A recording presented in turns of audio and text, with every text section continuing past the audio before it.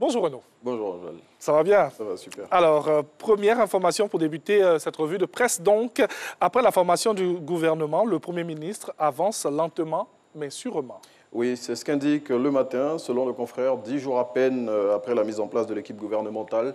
Patrick Hachi est pressé par l'opposition de fournir des résultats immédiats. Et selon le confrère, le Premier ministre va à son rythme et de façon méthodique pour le matin au regard des premières actions posées par le nouveau locataire de la primature afin de mettre en musique le programme de société du président de la République baptisé Côte d'Ivoire solidaire. Le Premier ministre trouble le sommeil de l'opposition et particulièrement celui d'Henri Konan Bédié. Et oui, Henri Konan Bédié, on en parle maintenant. L'on nous dit dans cette revue de presse qu'il est obnubilé par le pouvoir. Oui, c'est ce que dit l'expression selon laquelle cette obsession du pouvoir risque d'entraîner la perte du sphinx de Daoukro. Pour étayer ses propos, le quotidien pointe du doigt des faits qui indiquent que l'ex-président de la République refuse de passer la main à la nouvelle génération à la tête du PDCI et aussi des velléités de jouer bas à l'élection présidentielle de 2025.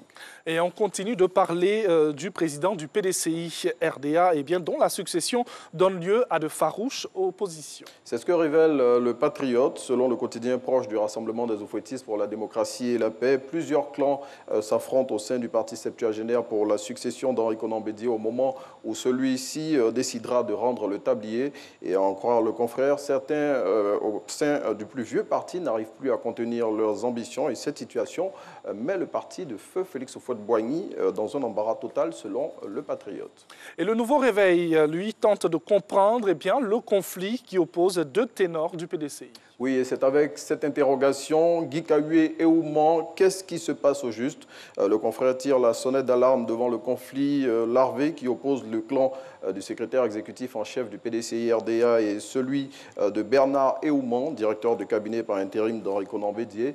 Et selon le Nouveau Réveil, cette guéguerre qui se joue souvent sur les réseaux sociaux et par médias interposés nuit à l'image du PDCI et à celle de son président qui n'en a pas besoin en ce moment. Et on change de sujet, mais on continue de parler quand même d'Henri Konan Bédié qui est à la manœuvre pour le retour de Laurent Gbagbo en Côte d'Ivoire. Oui, c'est ce que révèle Soir Info. Selon le confrère, depuis l'annonce du retour en Côte d'Ivoire de l'ex-chef d'État, le président du PDCI est au four et au moulin pour les préparatifs de ce retour. Et à ce sujet, le quotidien indique que le président du PDCI est sur tous les fronts. Il donne des instructions et prend des dispositions pratiques pour le retour de Laurent Gbagbo.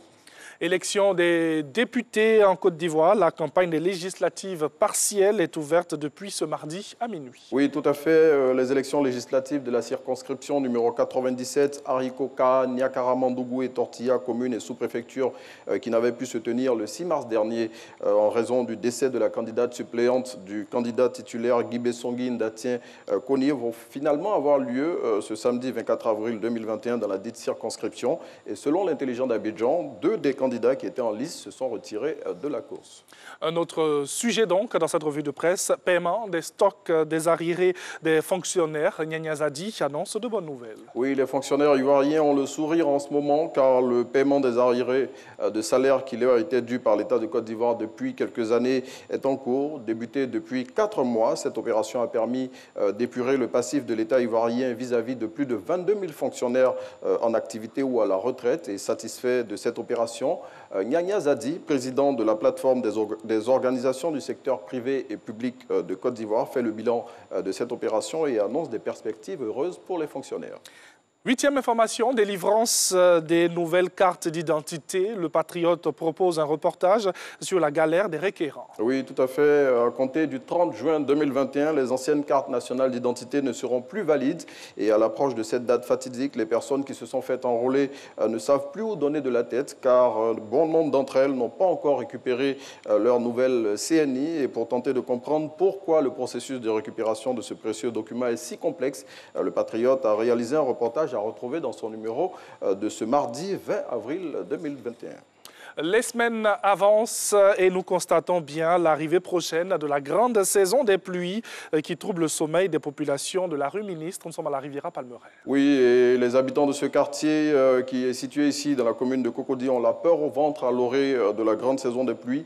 Le président du syndicat de ce quartier, à qui le Nouveau Réveil a ouvert ses colonnes, exprime les craintes des habitants de ce quartier qui, à chaque saison des pluies, il faut le dire, est inondé. Et dans cet entretien, M. Serikba dit ne pas comprendre pourquoi les travaux de de drainage des eaux usées entrepris par l'État ivoirien dans ce quartier n'avance pas du tout. Alors, en santé, test de Covid-19, un réseau de faussaires a été découvert. Oui, installé à l'aéroport international Félix Houphouët-Boigny de Port-Bouët, ce réseau de faux tests de Covid-19 pour les voyageurs a été découvert récemment après de nombreuses plaintes de candidats au voyage qui se sont fait gruger. Et plusieurs membres de ce réseau ont été mis sous les verrous selon l'éléphant déchaîné. Eh bien, Renaud, dans cette revue de presse, les détails de violents affrontements qui ont eu lieu à Koumassi la semaine dernière. Oui, ces affrontements qui ont opposé des groupes de jeunes aux alentours du grand carrefour de la commune et dans le quartier Terre Rouge avaient pour but le contrôle de la gare de minicars et de taxis communaux appelée communément War, qui est située sur le boulevard Valéry Giscard d'Estaing.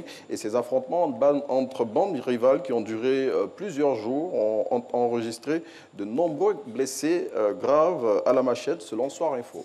Et on referme cette revue de presse dans nos régions, direction Bouna donc, où les cours n'ont pas pu se tenir hier lundi au Collège moderne de la ville. Eh bien, cette situation s'est produite à cause d'un canari maculé de sang, de poudre et d'oiseaux morts qui a été découvert devant le bureau du principal et la salle des professeurs de l'établissement. Et suite à cette découverte, les responsables de l'établissement, en accord avec leurs autorités de tutelle régionale, ont décidé de la suspension des cours, car selon eux, cette pratique aux allures mystiques n'est pas faite pour garantir la sécurité du corps enseignant. Plus de précisions dans le matin.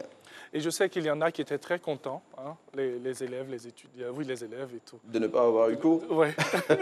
Non, mais cette situation a véritablement inquiété les enseignants, hein, parce que, je dis, c'est un gros canari, avec des plumes et un oiseau mort et de la poudre aussi. Mais franchement, il a effrayé les enseignants qui ont décidé de suspendre les cours.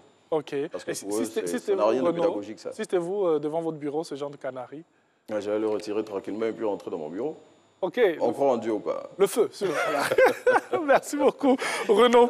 Allez, on va poursuivre.